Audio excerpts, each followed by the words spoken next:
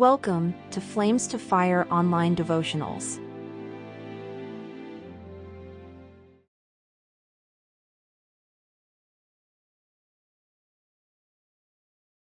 Hey everyone, I'm Consuelo and this is Fire Devotionals, and today we'll be looking at how to influence others with godly leadership. And our best example is Jesus, and there is a model amongst others which are similar, really around discipleship, which is what Jesus did with his 12 disciples and many more. So we can look at this as MAWL, model, assist, watch, and leave. And again, our example must be Jesus because he is a perfect example. So we want to have disciples, help them to grow up, help them in their relationship with God, and then have more disciples. And we want disciples who will make disciples who will make disciples.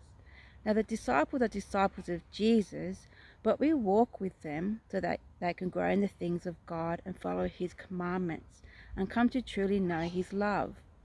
So MAWL, model, assist, watch, and leave. Now model means do the things of God, obey God, and have that person with you while you're doing that. Proclaim the gospel, lay hands on the sick and they recover, cast out demons, speaking tongues, walk in the gifts of the Spirit, walk in the fruit of the Spirit. And there's so many more commandments which are not done by our works, but by Christ in us, the hope of glory.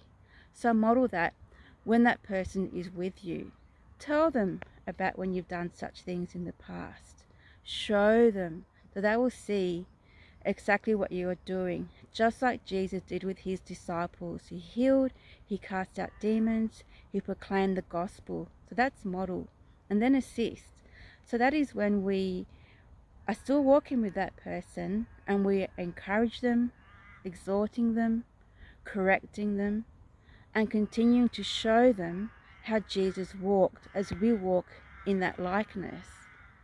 And we encourage them to step out and do those same things, proclaim the gospel, heal the sick, cast out demons, speak in tongues, walk in the manifestations of the Spirit, the fruit of the Spirit as well. So assist them, guide them, help them. Most importantly, point them to God, point them to Jesus, point them to God's word, to walk and live by his Spirit, to walk by the Spirit and not in a worldly way. So guide and help them in this. Show them that you are with them, but most importantly that God is with them and that Jesus will never leave them nor forsake them. So that's assist. And then watch. So you're still with this person and you encourage them still. You are exhorting them, you're making time with them, you're helping them grow in the things of God, you're pointing them to God and the importance of relationship with him, you're pointing them to Jesus, the Word, the Spirit, and you're watching them so they can feel still supported as they're growing, as they're becoming more confident, and you are with them, that you're watching and you step in when you need to, but you're mainly watching. And the last one is leave. Now that sounds very dramatic, but it just means that now you have entrusted them. You see how they've grown, you see how they're walking, you see how their relationship with God has developed, and they're still going to keep growing in the things of God. And it doesn't mean you leave them completely, but you allow them to grow in the things of God of their own and with God. And then you encourage them to also have disciples of Jesus, that they can also help grow and they can also help to do the things of God by modeling, assisting, watching, and then leaving, because you know that they're walking in those things. So this is a very generational way of showing leadership. As we can see in the persecuted churches, this model works really, really well, especially because I can't afford to have perhaps large churches or meet in large gatherings, but they can use this model of discipleship, of quick generational discipleship.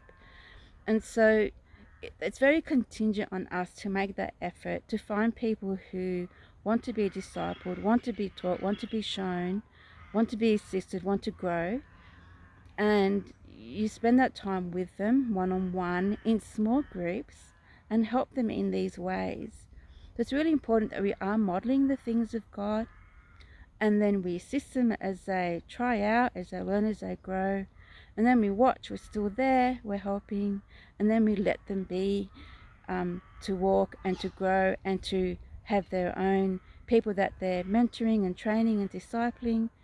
And that is a really lovely and exponential way that the church can grow. And it's Jesus that builds his church, it's not us. We just follow his commandments, do what he says. In Matthew 28, it says to teach all nations, to go out, proclaim.